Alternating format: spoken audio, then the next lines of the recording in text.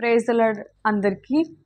యేసు యొక్క మంచి నామములో మీ అందరికీ నా హృదయపూర్వకమైన వందనాలండి. ఈరోజు వాక్యంలోనికి వెళ్ళినట్లయితే అపోస్తల కార్యములు 20వ అధ్యాయము 32వ వచనము. ఇప్పుడు దేవునికిని ఆయన కృపా వాక్యమునకును మిమ్మును అప్పగించుచున్నాను. ఆయన మీకు క్షేమాభివృద్ధి కలుగజేయుటకును పరిశుద్ధ పరచబడిన వారిలో స్వాస్యమును అనుగ్రహించుటకును శక్తిమంతుడు. ఈ వాక్యం ఏ సందర్భంలో చెప్పబడిందంటే, సౌలు పౌలుగా మార్చబడిన తర్వాత పౌలు ఏ రీతిగా మార్చబడ్డాడంటే 100% ఆత్మతో ఆవరించబడిన వాడై ఆత్మపూర్ణుడై క్రీస్తుగా మార్చబడి ఇంకా ఏం చేస్తున్నాడంటే ఇంకా సౌలుగా బిహేవ్ చేయట్లేదు. ఆ ఆత్మ చెప్పు సంగతులు మాత్రమే విని ఆత్మ చెప్పమన్న దగ్గరికి వెళ్ళమన్న దగ్గరికి వెళ్ళి ఆత్మ చెప్పమన్నవన్నీ చెప్పేవాడు. యేసయ్య ఎలా అయితే తను చనిపోయి తిరిగి లేచారో దానికన్నా ముందు చెప్పారు శిష్యులతో, నేను వెళ్ళడం మంచిదే, ఎందుకంటే ఆదరణకర్త సత్యస్వరూప పరిశుద్ధ ఆత్మ మీ మధ్యకి వస్తారు, మీ మధ్య మీతో కూడా నివసిస్తారు. చాలా విషయాలు చెప్పుకుంటూ వచ్చారనమాట. మీరు సువార్త చేయాలి, మీరు ప్రతి ఇంటికి వెళ్ళి మీకు సమాధానం కలుగునుగాక అని చెప్పాలి. ఒకవేళ వారు విననట్లయితే వారి ఇంట్లో అట్లీస్ట్ కాలి ధూళి అయినా అక్కడ విడిచిపెట్టి రండి అని చాలా విషయాలు దేవుడు మాట్లాడాడు. అలాగే యేసయ్య దేవుడు కాబట్టి మనుషులు మనము ఏదైనా మాట ఇచ్చి అది జరగకపోవచ్చు, కానీ యేసయ్య చెప్పినట్టు చేసేవాడు అనమాట. యేసయ్య ఆరోహణం అయిపోయిన తర్వాత నిజంగానే పెంతెకొస్తు పండుగ రోజు ఆత్మ దేవుడు వారి మధ్య దిగి వచ్చి ఆత్మ పూర్ణులుగా అయిపోయి వారందరూ ఆత్మతో నడిపింపబడి వారందరూ వెళ్తున్నారు, సువార్త చేస్తున్నారు, సర్వ సృష్టికి ఆయనను గూర్చి చెప్తున్నారు. రెండవ రాకడ గురించి కూడా వాళ్ళు డిస్కస్ చేస్తున్నారు. ఆ భాగంలో పౌలు కూడా ఒక సువార్త చేస్తున్న సందర్భంలో బిడ్డలతో మాట్లాడి విశ్వాసుల్ని బలపరిచి లాస్ట్లో ఆఖరిలో ఈ మాటలు మాట్లాడుతున్న సందర్భంలోనిది ఈ వాక్యము ఏంటో మరలా ఒకసారి చదువుదాం. ఇప్పుడు దేవుడికిని ఆయన కృపా వాక్యమునకును మిమ్మల్ని అప్పగించుచున్నాను. ఆయన మీకు క్షేమాభివృద్ధి కలుగజేయుటకును పరిశుద్ధ పరచబడిన వారందరిలో స్వాస్యం అనుగ్రహించుటకును శక్తిమంతుడు. వారందరినీ మాట్లాడేసి మళ్ళీ అక్కడి నుంచి వెళ్ళిపోతాడు కదా. ఇప్పుడు కొన్నిసార్లు కొంతమంది మన దగ్గరకు వచ్చి వాక్యం చెప్పి వాళ్ళు వెళ్ళిపోతున్నప్పుడు ఏదో ఎంప్టీగా అనిపిస్తూ ఉంటుంది. వారు వెళ్ళిపోయారు, వారు మనతో ఉంటే బాగుంది కదా, ఏదో తెలియని ఆదరణ, ఏదో తెలియని ఆనందం. దైవికమైన పీపుల్ మనతో ఉంటే వారి మాటలు దైవికంగా ఉంటాయి, వారి ప్రవర్తన, వారి నడవడిక యేసయ్యను ప్రతిబింబించేదిగా ఉంటుంది, క్రీస్తుని చూసినట్లుగా అనిపిస్తుంది. వీరు నిజంగా క్రీస్తు వలె మార్చబడినారు అనిపిస్తుంది కదా. అలాంటప్పుడు ఇక్కడ కూడా పౌలుని చూసినప్పుడు వారికి అలా అనిపించి ఉంటుందేమో. అయితే ఆ వాక్యం ఏం చెప్తున్నాడంటే, మిమ్మల్ని అందరినీ కూడా ఇప్పుడు నేను దేవునికి అప్పచెప్తున్నా, ఇంకా వాక్యానికి అప్పచెప్తున్నా అని చెప్తాడనమాట. యోహాను రాసిన 1వ అధ్యాయంలో ఒక మాట ఉంటుంది, ఆది అందు వాక్యం ఉండును, వాక్యము దేవుని యొద్ద ఉండెను, వాక్యమే దేవుడై ఉండెనని రాసిపెట్టి ఉంటుంది. అంటే వాక్యము దేవుడు ఒకరే కదా. ఈ వాక్యం ఇప్పుడు నేను చదువుతున్నానంటే ఏదో నేను ఒక పుస్తకం చదివి ఏదో నాలెడ్జ్ గెయిన్ చేసుకోవట్లా. ఈ వాక్యం ద్వారా ఈ మాటలు పరిశుద్ధ ఆత్మదేవుడు నాతో మాట్లాడి ఈ మాటలు మీకు బయలుపరుస్తున్నాడు నా ద్వారా. సో దేవుడు మనతో మాట్లాడుతున్నాడు కదా. కాబట్టి ఈ పౌలు ఏం చెప్తున్నాడంటే, మిమ్మల్ని అందరినీ ఖచ్చితంగా దేవునికి అప్పచెప్పేస్తున్నాను, దేవుడే మీకు టేక్ కేర్ చేసుకుంటారు, దేవుడే మీకు సహాయం చేస్తారు, దేవుడే మీ తోడుంటాడు అని చెప్తున్నాడు అనమాట. ఇంకేం చెప్తున్నాడు, ఆయన మీకు క్షేమాభివృద్ధి కలుగజేస్తాడు. ఆమేన్, హల్లెలూయా. ఈ వాక్యం వింటున్న మీకు మీ కుటుంబాలకు దేవుడు క్షేమం ఇవ్వాలని ఆశపడుతున్నాడు. ఆయన క్షేమం ఇచ్చే దేవుడు. మొదట నేను చెప్పినట్లు సువార్త పరిచర్య చేసేటప్పుడు శిష్యులందరినీ సువార్త టైంలో గృహంలో అడుగుపెట్టి ఏం చెప్పన్నాడు యేసయ్య, మీకు సమాధానం కలుగును గాక అని చెప్పి అన్ని మంచి వచనాలు యేసయ్య నేర్పించారు. కొన్నిసార్లు కొంతమందితో మనకి ఏదైనా చిన్న క్లాష్ వచ్చింది అనుకోండి, వాళ్ళని చేయలేం కానీ ఆశీర్వదించలేం కానీ చెప్పించేస్తూ ఉంటాం, దేవుడు నా పక్షాన ఉన్నాడు, నిన్ను దేవుడు చూస్తా ఊరుకోడు, నువ్వు నాతో ఏడిపిస్తున్నావు, నీకు అది జరుగుద్ది ఇది జరుగుద్ది అని అంటూ ఉంటాం. ఒకవేళ బై మిస్టేక్ వాళ్ళకి ఏమైనా అయింది అనుకోండి, ఇంకా ఏమనేసుకుంటాం, నా జోలికి వచ్చాడు కదా అందుకే వీడికి ఇలా అయింది అని అనుకుంటా ఉంటాం కదండి. కానీ దేవుడు చాలా మంచివాడు. ఆయన అలా అనుకునే దేవుడు కాదు. మీకు క్షేమాభివృద్ధే ఇస్తాడు, మీకు సమాధానమే ఇస్తాడని. మన నూతన నిబంధన గ్రంథంలో చదివినట్లయితే చాలాసార్లు ఆ పుస్తకం ముగింపులో ఆ అధ్యాయాలన్నీ ఆ పుస్తకంలో రాసేసిన తర్వాత లాస్ట్లో మీ అందరికీ సమాధానం కలుగునుగాక, కౌగిలించుకున్నట్టు పవిత్రమైన ముద్దు పెట్టి సువార్త చేసినట్లుగా మనం చూస్తాం. అది నిజమైన క్రీస్తు ప్రేమ. అద్భుతంగా చేసేవారండి కదా. ఈ మాటలన్నీ చదువుతుంటే అసలు పౌలు ఎంత ప్రయాసపడ్డాడో, ఎంత క్రీస్తు ప్రేమను చెప్పాడో, కనబరిచాడో అని.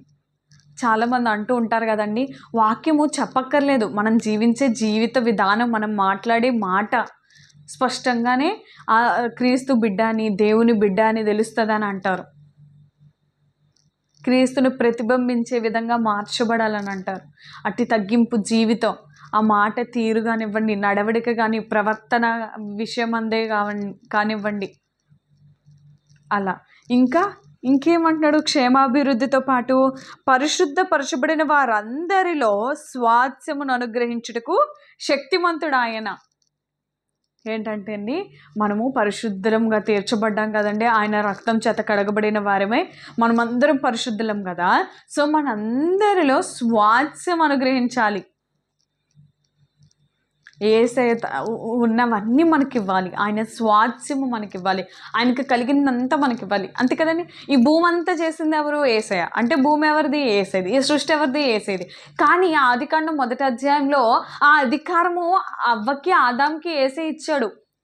మీరు వెళ్ళండి, మీరు ఆశీర్వదించబడండి, అభివృద్ధి పొందండి, విస్తరించండి, ఏలండి అని చెప్తాడు యేసయ్య. అంటే ఏంటి? దేవునికి మాత్రమే అంటే అధికారం, ఆయన క్రియేట్ చేశారు కాబట్టి. కానీ మనకిచ్చేసాడు ఆ పవర్స్ అన్నీ. ఏ యోగ్యత లేని వారికి మనల్ని దేవుడు అంతగా ప్రేమించాడు. అవ్వ ఆదాంని దేవుడు ఎంతగానో ప్రేమించాడు. అయితే అధికారము దేవుడు మనకిచ్చాడు, ఆ స్వాస్థ్యము మనకిచ్చాడు. ఆ విషయాన్ని గుర్తు చేస్తున్నాడు పౌలు వాళ్ళందరికీ. మిమ్మల్ని దేవుడికి అప్పచెప్తున్నాను, ఇంకేంటి మీకు క్షేమాభివృద్ధి కలుగుతుంది, ఇంకేంటి దేవుడు స్వాస్థ్యం మీకు అనుగ్రహిస్తారు. ఈ 3 విషయాలు ఖచ్చితంగా చెప్పి ప్రజలను బలపరచాలని పౌలు ఎంతగానో ఆశపడ్డాడు. ఈ సమయంలో మీరు ఈ వాక్యం చూసినట్లయితే ఈ 3 వాగ్దానాలు మీరు మీ కుటుంబాలు స్వతంత్రించుకుందురుగాక. మళ్ళీ చదువుదామండి వాక్యము. ఆ 3 ఏంటో మన హృదయాల్లో, మన హృదయపు పలకల మీద రాసేసుకుందామండి. ఏంటో చూడండి. ఇప్పుడు దేవునికి ఆయన కృపా వాక్యమునకు మిమ్మల్ని అప్పగచెప్తున్నాం. ముందంట మనము దేవునికి అప్పచెప్పబడి ఉన్నాం. నమ్మండి దీన్ని. You are under God's hands. మనం సేఫ్ ప్లేస్లో ఉన్నాం. కొన్నిసార్లు మన చుట్టూ ఉన్న దేశాల మధ్య అలజడి జరుగుతుంది, భూకంపాలు వస్తున్నాయి, సునామీలు వస్తున్నాయి, కేరళలో విపత్తులు మనం చూస్తున్నాం రీసెంట్గా. ఇవన్నీ జరుగుతున్నాయి కదా. అయినప్పటికీ కూడా మీరు గుర్తుపెట్టుకోండి, దేవుడు కృపా వాక్యమునకు మనం అప్పగించబడి ఉన్నాము. ఇంకేంటి, ఆయన మీకు క్షేమాభివృద్ధి కలుగజేస్తాడు, పరిశుద్ధపరచబడిన వారిలో స్వాస్థ్యం మనకు అనుగ్రహించబడింది. ఈ 3 వాగ్దానములు ఈ రాత్రికాల సమయం అందు మనం అందరము స్వతంత్రించుకుందాము గాక. నేను ఈ రీసెంట్ డేస్లో ఒక సాక్ష్యం నేను విన్నాను, అది మీతో పంచుకోవాలని ఎంతగానో ఆశపడుతున్నాను. అదేంటంటే, ఒక వ్యక్తి ఉన్నారు, ప్రతి ఒక్కరూ వారి జీవితంలో చాలా మిస్టేక్స్ చేస్తారు, 1, 2 కాదు. పుట్టిన దగ్గర నుంచి అనేకమైనవి, అది చూపు ద్వారా కానివ్వండి, వినికిడి ద్వారా కానివ్వండి, తలంపుల ద్వారా కానివ్వండి, నడవడిక ద్వారా, ప్రవర్తన ద్వారా, అనేకమైన ద్వారాగా మనము పాపం చేస్తూ ఉంటాము. కానీ పరిశుద్ధ ఆత్మ సహాయంతో మరలా ఆయన పాదాలకు వస్తే మనల్ని పరిశుద్ధపరిచి మరలా మనల్ని క్షమిస్తూనే ఉంటాడు.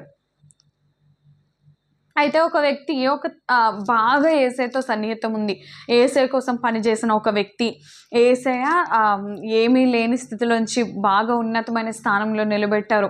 అయితే ఆ బిడ్డ ఏం చేశాడంటే ఒక చిన్న మిస్టేక్ ఏదో చేసేసాడు.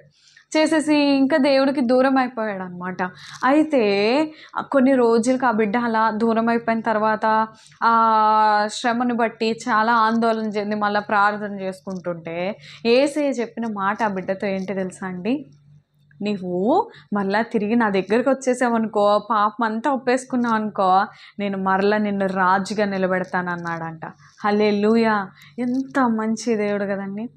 మనుషులుగా మనమైతే మన కుటుంబాల్లో కానివచ్చు, మన ఇరుగు పొరుగు వారితో, మన స్నేహితులతోనే చిన్న మాట అటు ఇటుగా వచ్చిందనుకో, ఇంకా వారిని క్షమించలేము. ఇంకా నేనే నీతిమంతుడిని, వాడు అసలు కాదు అన్నట్లుగా మాట్లాడేస్తాం.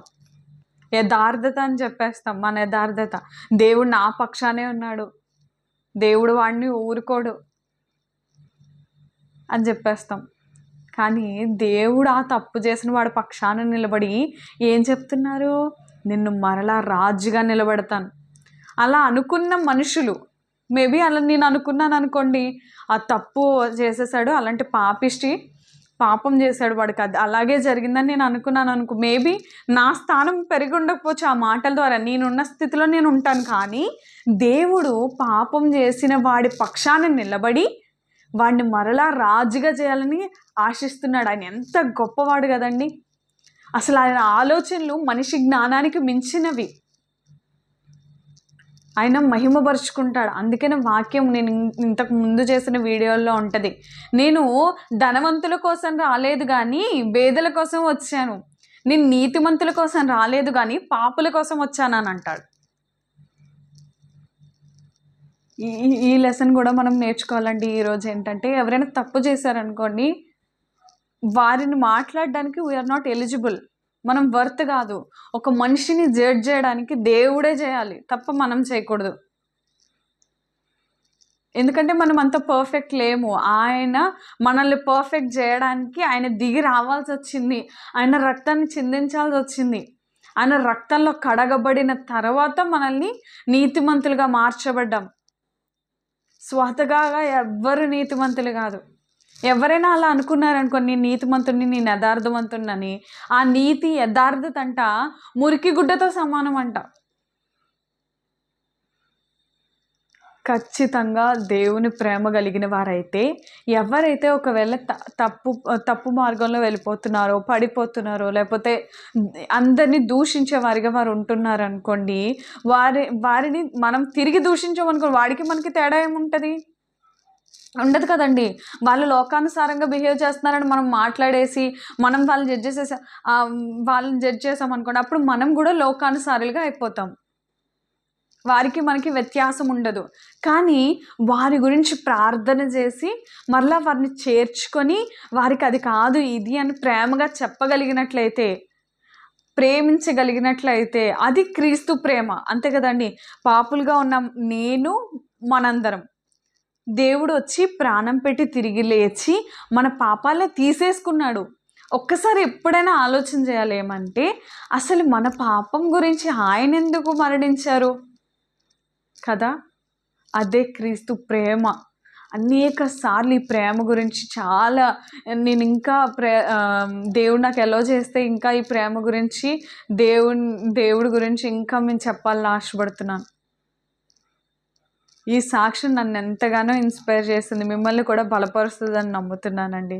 కళ్ళు మూసుకొని ప్రార్థన చేద్దాం. ప్రేమగల తండ్రి, దయగల దేవ, కృపగల ప్రభువా యేసయ్య, నీ బంగారు పాదంకి లెక్కలేనన్ని స్తుతులు స్తోత్రములు, ఆశ్చర్యకార్యములు చేయవాడా, అద్భుత కార్యములు చేయవాడా, ఈ సమయం మాతో మాట్లాడినందుకు నీకు వేలాది కోట్లాది స్తోత్రాలు, వందనాలు ప్రభువా యేసయ్య. ఈరోజు ప్రభువా పౌలు ప్రభు తను చేసిన సువార్తలో తండ్రి నాయన ఎంత చక్కగా నీ ప్రేమను కనబరుస్తున్నాడు, ఎంత చక్కగా ప్రభువా తను సువార్త చేసిన ప్రజలు నీ నామానికి, నీ వాక్యానికి, దేవునికి ఎలా అప్పజెప్పుకుంటున్నాడు ప్రభా. నాయన మేము కూడా సువార్త చేసేటప్పుడు ప్రభా వేసే వారందరినీ అప్పజెప్పడానికి నన్ను అటు జ్ఞానం అనుగ్రహించు తండ్రి నాయన.